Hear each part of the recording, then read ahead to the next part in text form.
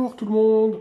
Aujourd'hui, on se retrouve pour une présentation d'un jeu de société, d'un petit jeu de société que j'ai découvert récemment et qui m'a vraiment beaucoup plu.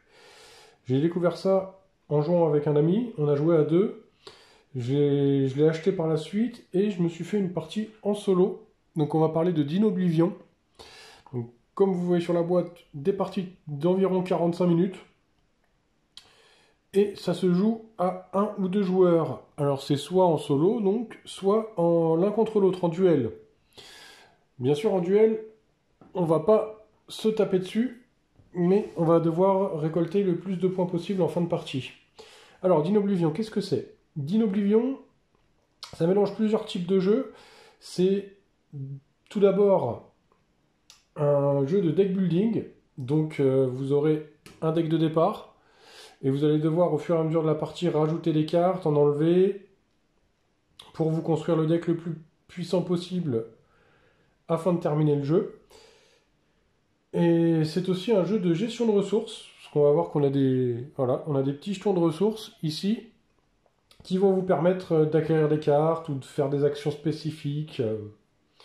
Je vais vous expliquer tout ça en détail après. Donc pour la version en duo, je dois avouer que ça fait déjà 2-3 mois que j'ai joué en duo et que je me rappelle plus exactement de toutes les règles. Par contre, je me suis refait hier une partie en solo pour bien me... C'était ma première d'ailleurs, donc déjà pour vous découvrir comment ça se passait en solo, et puis pour être bien au clair avec les règles, pour vous expliquer ça proprement. Donc on va surtout parler du solo. Alors, comment ça se passe? En début de jeu, pour le solo, vous avez des cartes dinosaures, deux types différentes. Vous avez les petites cartes 2 et les petites cartes 1. Pour le jeu solo, vous allez en prendre 4 cartes 1 au hasard, hop, et vous allez les placer sur le plateau ici. Ensuite, 3 cartes 2 au hasard toujours, et vous les placez ici, sur le plateau solo. Ensuite, vous révélez les cartes du dessus de chaque pile dinosaure.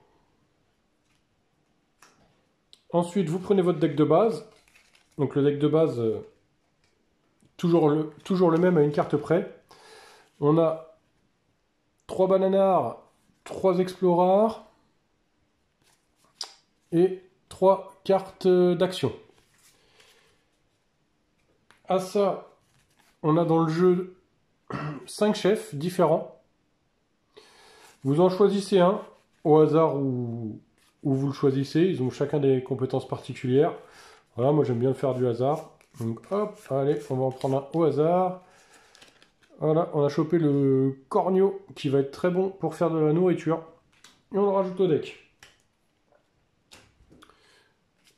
Ensuite, vous prenez vos cartes, tac, on mélange. Hop. On mélange et on vient placer notre deck ici. Donc ça, c'est notre petit plateau. Voilà, c'est notre petit plateau de joueurs. C'est le plateau du jeu de l'intelligence artificielle, si on veut. Enfin, je trouve pas de mots, mais voilà, c'est le plateau de jeu. Et ça, c'est votre petit plateau de joueurs perso. Bien sûr, pour le duel, on en a un autre. C'est de l'autre côté. Voilà, il y en a deux pour faire le duel. En solo, on aura forcément besoin que d'un seul. Et pour finir la mise en place du jeu, alors déjà, vous récupérez 2 nourritures. Donc on a des jetons nourriture, un côté 1 nourriture, un côté 2 nourriture. Vous pouvez le placer à l'emplacement réservé pour ça. Donc on voit qu'il y en a 6 max. C'est pareil pour chaque ressource. On peut en avoir 6 max. Donc 2 nourritures, 2 camarades, petits bonshommes. Voilà, des petits meeples assez marrants. Femme d'un côté, homme de l'autre. Hop, voilà. Donc ça, ce sont nos potes. On commence avec 2 potes, 2 jetons nourriture. Et on n'a pas encore de jetons raptor qu'il faudra apprivoiser au cours de la partie. Ensuite, on choisit son niveau de difficulté. Vous avez cueilleur, chasseur, guerrier et chef. Donc du plus simple au plus difficile. Mettons que nous sommes débutants. on va mélanger la pile des cartes génériques. Donc ça, ce sera donc les cartes avec lesquelles vous allez faire votre deck au fur et à mesure. Vous avez des cartes génériques. Et comme on est en solo, petite particularité, vous avez 4 cartes de clan ennemi qui seront utilisées que pour le solo. Et du coup, on va les ajouter à notre deck. Alors déjà, si on part en cueilleur, donc la difficulté la plus facile pour commencer, 40 cartes. 10, 12, 14, 16, 18, 22, 24, 26, 28, 30, 32, 34, 36, 38, 40. Voilà. Le reste de côté, a priori on n'en aura pas besoin. Et donc comme je vous l'ai dit, voilà, vous mélangez les cartes ennemies. Je les mélange pas vraiment, hein, c'est plus pour vous montrer. Et hop, on part sur la pile du solo. Sur la pile jungle, pardon. C'est marqué le petit solo là. Donc ça c'est ce qu'on appelle la jungle. Voilà. Ça part ici. Donc, si j'ai rien oublié, a priori j'ai rien oublié, là, on est prêt à commencer une partie. Alors, comment ça se passe? Le but du jeu en solo, ça va être d'avoir chassé la totalité des 7 cartes dinosaures avant d'avoir épuisé notre pile de jungle. Donc, on se bat contre le temps. Alors, premier tour, on va prendre notre pioche, on pioche 4 cartes. On pioche 4 cartes, qu'on regarde. Alors là, qu'est-ce qu'on a? Là, on a que des cartes clans. Les cartes clans, ce sont nos petits bonshommes avec lesquels on peut interagir. Du coup, là, on a chopé 2 bananards, 2 explorers. Alors, qu'est-ce qu'on peut faire avec ces cartes? Alors, ici, vous avez le type de carte. Donc là, le petit bonhomme qui sourit, c'est le carte clan. À côté, la petite lune, c'est le clan. Parce que quand on joue à 2, vous avez exactement le même deck de départ, mais c'est la version soleil. Donc là, vous avez le type de la carte. Là, vous avez sa puissance. Donc là, 0, lui, il ne pourra pas les chasser. Avec ça, vous allez chasser, je vous expliquerai après. Là, vous avez l'action spéciale que peut faire la carte. Et là, de ce côté-là, en fait, ça va vous servir à faire des petits amis, les petits meeples. Bien sûr, il faudra le combiner à une autre carte pour voilà, faire le petit personnage complet. Et bien sûr, comme nous sommes dans un jeu de sélection naturelle et de reproduction, voilà. À part carte particulière, avec les hommes, ne peuvent pas faire de petits jetons, ils ne peuvent pas faire de rejetons. Alors, qu'est-ce que je peux faire là, par exemple, avec cette carte? Je peux aller chasser. Bon, là, il a 0, ça va rien faire. Je vous montrerai avec l'Explorer. Je peux... Donc, quand on l'utilise, on la tape, pour se rappeler qu'elle a été utilisée. Donc là, je peux l'utiliser pour faire une nourriture. Je la tape, hop, je rajoute un jeton nourriture à ma réserve. Ou, je peux la combiner avec l'Explorer, taper les deux pour faire un petit bambin. Et donc l'Explorer, elle a pas de, vous voyez qu'elle n'a pas de compétence, elle ne peut pas faire de nourriture. Par contre, elle a un petit 1 sur la hache. Du coup, elle, on peut la taper pour aller chasser. Donc comme elle a une force de 1, prenez une carte de la jungle et vous la retournez. Vous la mettez à droite ou à gauche, peu importe. Mettons que je la mets à gauche. Alors là, qu'est-ce qui s'est passé? Bon bah là, voilà, j'avais mis la carte ennemie, donc je vais la remettre après, parce que je vous expliquerai après. Voilà, je vais chasser, je tombe sur Stellar. Alors Stellar, bah justement, voilà, on voit que là c'est la petite main, c'est une carte action. Alors, la petite nourriture en haut sur la feuille en haut à droite, ça veut dire que quand vous avez été chassé, s'il y a une petite nourriture comme ça, vous gagnez un jeton nourriture. Ensuite, on voit à côté de la main 2 nourritures. Qu'est-ce que c'est? Une fois qu'elle a été chassée, elle est mise dans cette pile de défausse. Je peux payer 2 nourritures pour acheter la carte et venir la mettre dans ma défausse. Comme ça, elle sera mélangée plus tard dans mon deck. Mettons que c'est ce que je vais faire. Hop, voilà, j'ai dépensé. Donc j'ai gagné une nourriture, grâce à la petite icône en haut à droite. J'ai dépensé de nourriture pour la rajouter à ma pile de défausse. Donc ça, c'était pour mon action chassée. Voilà, mettons, voilà, on va taper ces deux-là pour faire un petit enfant, et on va taper celle-là pour faire une nourriture. Donc si vous avez suivi, j'utilise son action spéciale. Là, j'ai combiné les deux pour utiliser l'action faire un enfant. Et là, j'ai utilisé son action pour aller chasser. Voilà, toutes les cartes de notre main ont été utilisées. On les prend, on vient les mettre dans notre défausse. Tour suivant. Je repioche 4 cartes. Alors, là, on voit que j'ai pioché 2 actions et 2 membres de clan. Parmi ces 2 membres de clan, il y a mon chef, le chef de clan, le corneau. Alors, donc le bananard, on a vu ce que c'était. Maintenant, les actions. Vu que j'ai les actions, pour utiliser une action, j'ai aussi besoin d'utiliser l'action d'un de mes petits bonhommes. Les cartes grises. Du coup, je la tape pour dire que j'utilise une de ces actions. Celle-là va me servir à rien pour le moment. Je vais utiliser Fructame. Alors, comment j'utilise Fructame? Là, j'ai un icône plus nourriture x2. Ou, cette barre-là, c'est où je peux piocher 2 cartes. Donc, on va dire qu'on a assez de nourriture. On va jeter la carte dans la défausse puisqu'on l'a utilisée. Et on va utiliser son action piocher 2 cartes. Hop, voilà, j'ai pioché 2 cartes.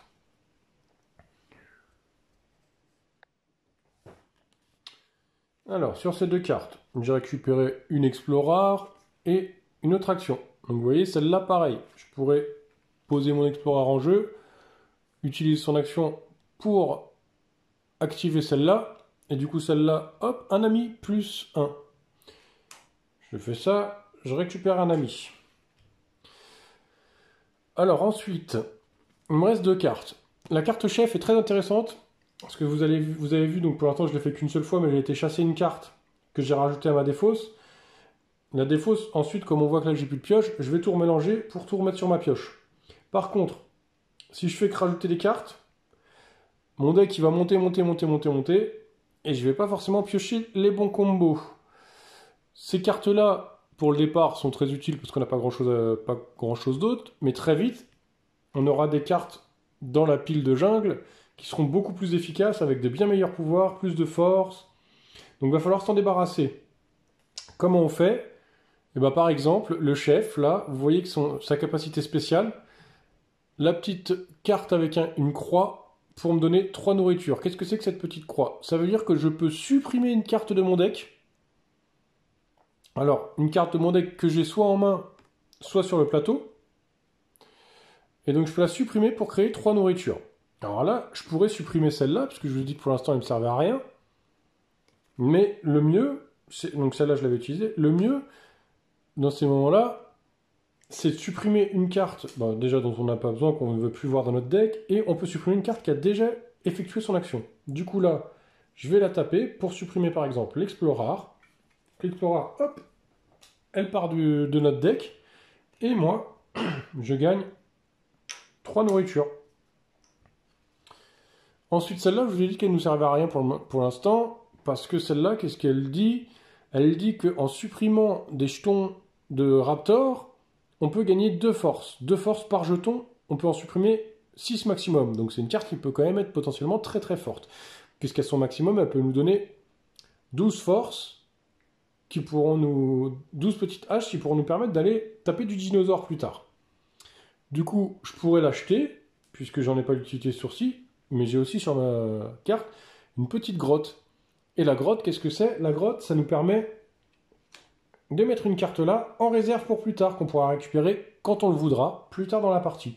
Du coup, comme pour l'instant, j'ai pas de Raptor, je vais la mettre en réserve. J'ai fini mon tour. Tout part à la défausse. Fin de tour, tout est à la défausse. Donc, comme tout mon deck est à la défausse, je vais le remélanger.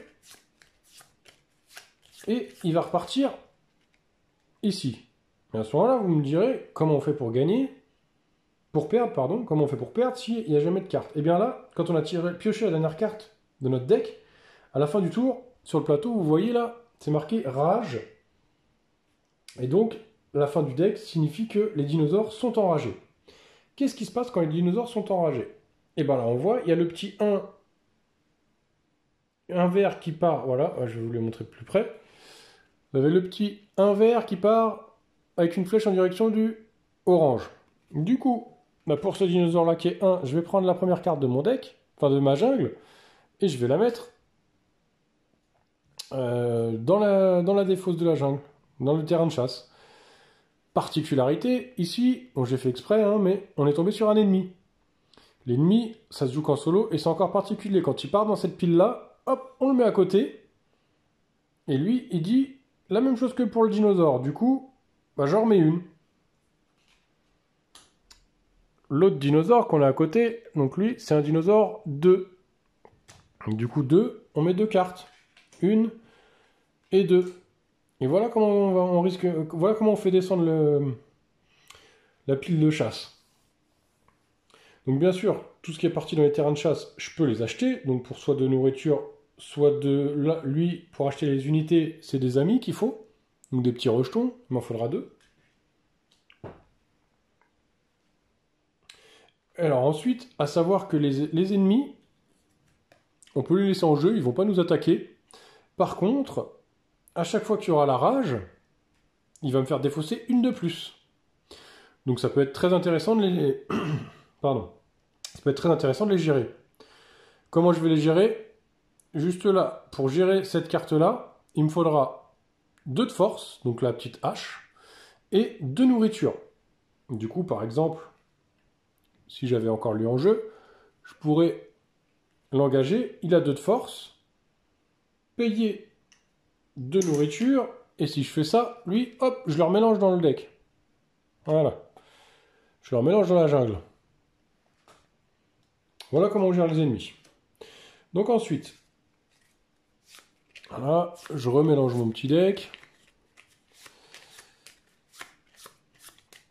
Et on est reparti pour un nouveau tour. Je pioche 4 cartes. Voilà, j'ai mes 4 cartes, des actions, des petits bonhommes. Vous avez compris le principe. Et ainsi de suite. Voilà, ça c'est le déroulé de la game. Alors maintenant, comment je fais pour aller taper des dinosaures? Ben, pour aller taper des dinosaures, c'est pas compliqué. Il faut que je cumule la force de tous mes petits bonhommes, tous mes petits personnages en jeu, ou de mes cartes spéciales avec Dinoblivion par exemple, et que le cumul soit supérieur ou égal à la force du dinosaure. Donc pour celui-là, c'est une force de 9. Si je fais ça, hop, je peux prendre la carte de dinosaure, la retirer, elle est gérée. Quand elle est gérée, qu'est-ce qui se passe? Vous avez ces petits icônes-là. Donc là, elle me dit que je gagne 2 nourritures. Je supprime une carte de mon deck, donc la même chose que l'effet de mon chef de clan. Et le petit plus là me permet d'aller chercher dans la pile qui se trouve devant le dinosaure que j'ai tué et de rajouter à ma main une carte, celle que je veux, et de la rajouter dans mon deck. Donc je la mets dans ma défausse. Donc c'est un petit bonus. Alors, de quoi j'ai pas parlé? Maintenant on va voir un peu quelques petites cartes particulières. Bah, par exemple là, tiens, très bien, le yak. Vous voyez, donc il y a des cartes ennemies, on l'a dit. Il y a des cartes de clan avec d'autres pouvoirs. Vous voyez, par exemple, le pouvoir d'aller... Elle a le pouvoir d'aller chasser, d'aller apprivoiser un raptor. Lui, il a le pouvoir d'utiliser une compétence, donc une carte... d'activer une carte marron, carte de compétence, et en plus de piocher une carte. Donc il est pas mal du tout. Vous avez voilà, une Huntar qui, elle, est tout simplement une force 3, donc assez costaude, spécialiste de la chasse. Et vous avez un troisième type de cartes, voilà, qui sont ceux-là. Donc ça, ce sont les cartes avec ce petit symbole-là. Ça, ce sont les cartes totem. Les cartes totem, donc quand vous en piochez une dans votre main, il faudra quand même activer un de vos membres de tribu pour la jouer. Par contre, une fois qu'elle est posée, elle va rester en jeu. C'est-à-dire que tous les tours, une fois par tour, elle, je peux l'activer et elle me permet de piocher une carte de mon deck. À la fin du tour, elle reste là. Au début de mon tour d'après, je la réactive. Donc ce sont des cartes très intéressantes, les totems. Alors ensuite, voilà, pour vous montrer un petit peu les cartes, vous avez... Voilà, des totems qui vous ajoutent des amis. Ce totem-là qui en vaut 3. Alors celle-là, elle est surtout très intéressante en duel, parce qu'à la fin des parties duel, vous allez marquer des points selon le nombre enfin, selon plusieurs critères, dont le nombre de totems que vous possédez. Donc celle-là, au lieu de vous en faire un, elle vous en fera 3. Voilà, vous avez une carte action par exemple qui, elle vous ajoute directement 5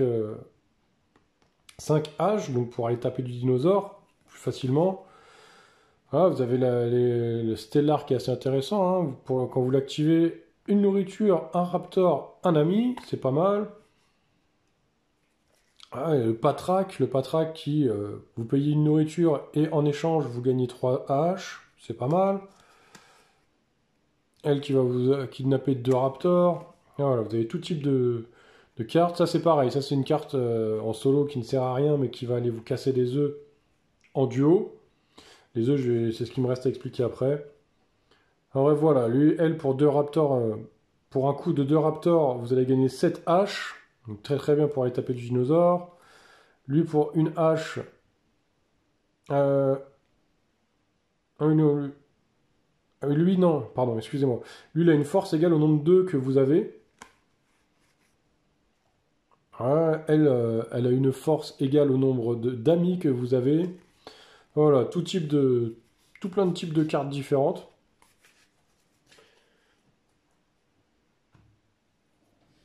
Ensuite, vous avez les œufs. Alors les œufs, je vais essayer de vous trouver.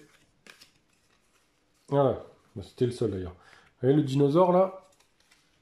Le petit dinosaure, lui, vous donne un œuf. Donc vous avez des œufs, ils sont face cachée. Vous en prenez un au hasard. En solo, vous le retournez tout de suite. En duel, c'est assez marrant parce que vous les prenez et on les retourne qu'à la fin de partie. Alors, pourquoi au hasard? Parce qu'il y en a deux types. Vous avez des œufs qui coûtent 1, enfin qui rapportent 1, et des œufs qui rapportent 2. En duel, c'est juste des points à la fin de partie. En solo, ça vous permet de prendre, ça c'est les cartes non utilisées dans le deck de départ. Là, si vous retournez un petit œuf 2, bah vous prenez 2 cartes au hasard et vous venez les rajouter en dessous de la pile de la jungle. Du coup, ça vous rajoute un petit peu de temps avant la fin de partie, avant d'avoir perdu. Donc un peu plus de temps pour casser du dinosaure. Qu'est-ce qu'il y a encore? Quand vous avez fini une pile de dinosaures, donc mettons que voilà, j'ai chassé tous les dinosaures de la pile 1,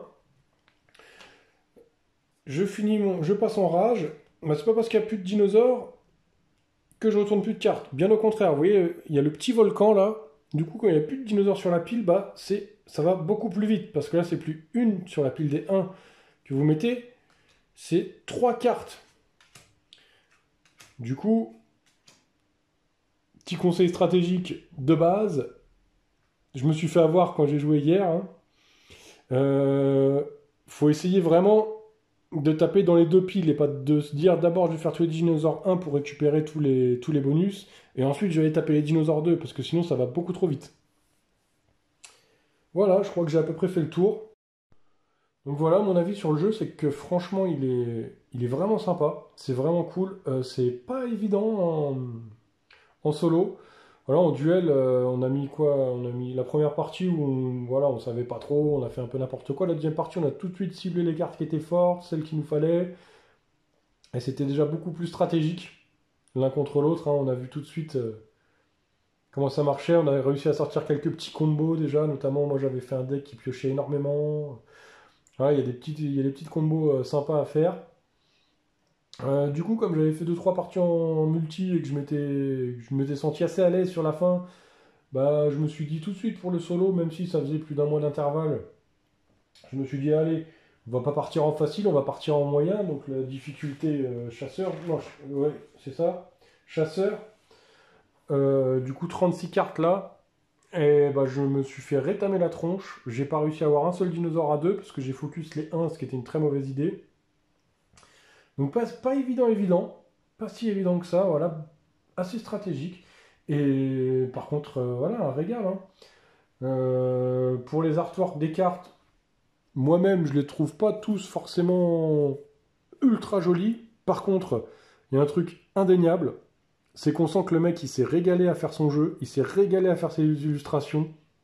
Il y a vraiment des cartes qui m'ont fait pouffer de rire, qui sont vraiment géniales. Il y a un humour omniprésent. Je vais essayer de vous la trouver, celle il y en a que j'aime vraiment beaucoup. Il y en a une, voilà. Le Gogo. Le Gogo, c'est voilà, le petit big up à la société, à la communauté LGBT.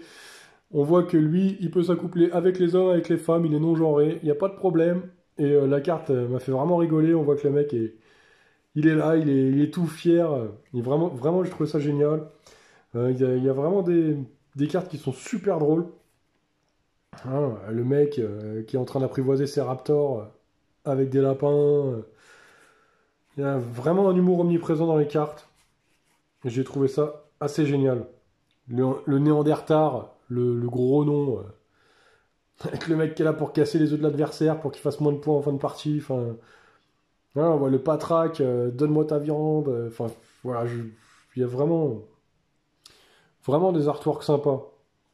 Très très drôle. Voilà. Eh bien écoutez, j'espère que cette petite review vidéo règle vous aura plu, vous aura donné envie d'essayer le jeu. En tout cas, n'hésitez pas, si vous êtes dans la région de Flins, toujours pareil, vous avez la boutique Casse Départ, gérée par David, qui sera ravi de vous accueillir. Je ne sais pas s'il l'a en démo, celui-là, mais en tout cas, n'hésitez pas, il a vraiment, vraiment énormément de jeux en démo gratuit que vous pouvez essayer en magasin. Il est de très bons conseils, il est passionné, il adore ça. Il saura vous donner envie de partager des bons moments en famille, entre amis, autour de bons vieux jeux de société comme on aime. Allez, sur ce, je vous laisse et je vous dis à la prochaine.